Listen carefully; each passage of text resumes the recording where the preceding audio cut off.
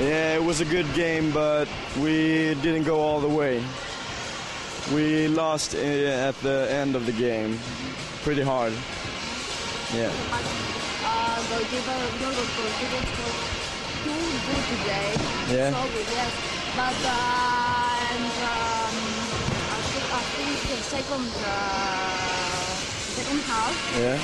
You made some mistakes in the Yeah. so We shoot too fast and we make bad passes and we don't do it perfect like we're supposed to. okay, but tomorrow is another day, so Yeah, we're gonna. just the game. Yeah, we're gonna win on Thursday. Yes. Yeah. Tomorrow's Thursday. So what are you going to do? We're going to go to the beach, I think. Wow. Ναι. Ναι. Ευχαριστώ πολύ.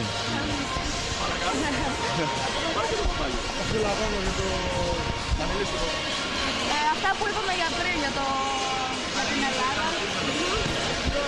Είδατε και πάλι το γιο σας, Ναι. να παίζει, να αγωνίζετε, ικανοποιημένος από... Ναι, είναι πολύ ικανοποιημένος γιατί έχει δουλέψει πάρα πολύ και είναι άξιο ας πούμε, να έχει μια θέση στη σουηδική την ομάδα.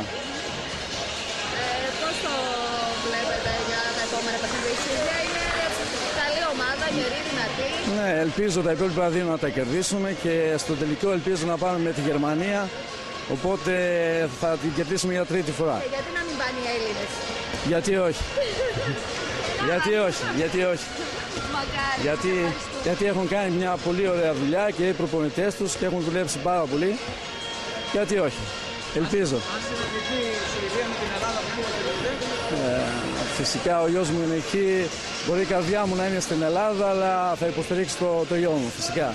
Γιατί τον έχω ακολουθήσει από 6 χρονών. Ευχαριστούμε πάρα πολύ.